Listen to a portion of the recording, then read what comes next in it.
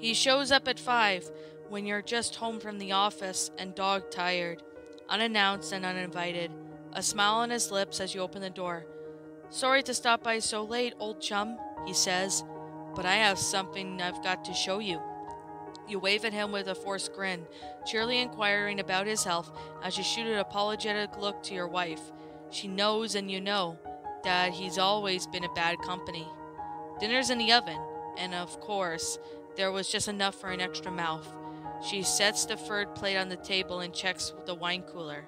Should be fine. He notices. You sure that he's straining for free and ample meal for two? But he's never perturbed. Bad company, this one. Mark your words. Dinner passes with merry laughter throughout the gritted teeth, and you smile and chortle while shooting daggers. He obviously, as always, makes the subtle passes at your wife, and tactfully demurders. There's ever the hotness you've ever, sweetheart. You could make a mental note to pick her up something nice on the way home tomorrow. You might even get the energy to make tonight special, if he had just leave, but that would be far too easy, especially for someone who is proving himself to be very bad company. After dark, it is dinner, it's coffee and dessert in the living room. The sponge cake was for your mother. Your wife baked it last night for the special occasion of her arrival. Now forced to enter the social corner, it serves as a sacrificial lamb to appease the intruder, the cheap blue suit. His greasy hair as well as a worn smile bleeding into your immaculate sofa, and he grabs insensity about nothing at all. His behavior is barbaric, and a true mark of bad company. He asks to see a new ratchet set, and you reluctantly let him to the garage. You feel a slight migraine headache coming on. You've got to get him out of here, and soon. You steal a glance at the clock, and the far wall 10:30. He grins enthusiastically at your gleaming collection of shining tools, a practiced eye skimmed over their chrome-shined surfaces. You display the ratchets with a faint flicker of pride. Bad company like him doesn't know the quality when he sees it. In the living room again, past 12, you finally shed the vestige of your property and announce that you're going to bed. If he doesn't take the hint, he can damn well sleep on the coffee table. As your wife follows you down the hall, you hear a faint thud from behind. You turn to see her head open like a wet paper bag. Upon the intrusion of the wrench, swung swiftly beyond the pudgy arm and the cheap blue sleeve, the advances of the apologetic half-smile. "Thanks for the pleasant evening, chum. I know I can be bad company."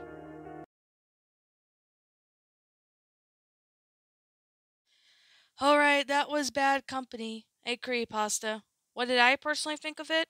Well, I thought it was a pretty good story. It was a pretty interesting concept. I mean, the man says he's a pretty bad company, but eventually it turns out that he, well, pretty much murdered the people that host it. So this honestly still is a pretty good story. I personally really thought it was an enjoyable creepypasta. It was a short one, but I still personally thought it was good. So, with that being said, and that being the case, I personally really think that this story was pretty enjoyable. Although I do wish it was a little longer, but this story was honestly pretty well done. So, anyway, with that being said, and that being the case, I personally thought this story was enjoyable, and it's still a pretty good one. So, with that being said, and that being the case, I personally really have to say that if you guys want to check out this story, I'll leave a link in the description down below for any of you guys who are interested. This is definitely a fun story. I personally enjoyed it. However, though, I do have some things to say about it. And what I mean about those things, it's just mean that I'm just going to point out some of the issues that was wrong with the story. I mean, it's not that it was bad or anything. I just feel that, I really want to state a few things with this story. Now, for one, I am going to be honest about this, is that the grammar was good, although I will have to say I did spot maybe a few punctuation errors, like maybe just a few of them, as well as I think there might have been one or two grammatical errors, but despite that, I personally enjoyed this story. I thought it was well made. So, with that being said, and that being the case, I personally thought it was enjoyable. Although I do wish that the grammar could be fixed up a bit. I mean, there was just a few grammatical errors as well as a few sentence structuring errors, but I personally still thought it was a good story. So, despite the grammatical errors in that, I personally it is readable. It's readable, really well made in detail. I personally loved it.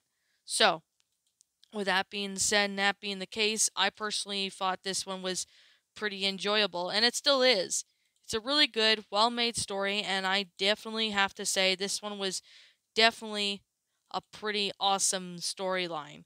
And I especially like the concept of it too. It was really good. So, I can't really see anything else of what was wrong with the story, but it was still a pretty good story. I do wish it was a little longer though, so we can get to know more backstory of the man, but other than that, this one was a pretty good pasta. So, anyways, with that being said, and that being the case, like I'm always going to say, this is just simply my own personal opinion. And if you disagree with me, that's perfectly fine too. We're all entitled to our own opinions in regards to these creepypastas, and this is just simply my own personal thoughts. I give this story a 9 out of 10. It's a well written, made story, although it did have a few grammatical errors, and there was like maybe one or two punctuation errors, but it was still a readable story. Although it kind of leaves me questions as to what was this man's intentions and what was his intentions. Were they good? Were they bad? Or whatever. I mean, it kind of doesn't really give us hints, but I somewhat know the understanding of what was coming up and stuff. So, with that being said, and that being the case, pretty good story. I still enjoyed it. So, with that being said, and that being the case, what did you guys personally think of this creepypasta? Did you enjoy it? Did you not? Also, what you have done personally to help make this story a lot better? Feel free to let me know what your thoughts are down in the comments below because I personally would like to hear it. I'm the Lion Queen. Thank you so much for watching today's episode, and if you enjoyed this video, be sure to leave a like, comment, and subscribe if you're new. Ring the bell for notifications to when I upload, so that way you guys will not miss an upload. Also, if you are interested in following my DeviantArt page, you are more than welcome to go follow my DeviantArt page.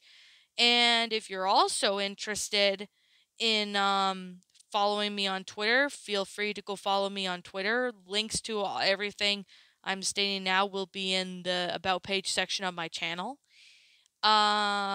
If you are interested in following my backup channel known as Miss Dark Shigo, feel free to, subscribe and follow my backup channel. So anyways, with that being the case and with that being said, yeah, as always, I'll be seeing you guys all in the next video. Peace out, and like always, please roll the outro because I'm out.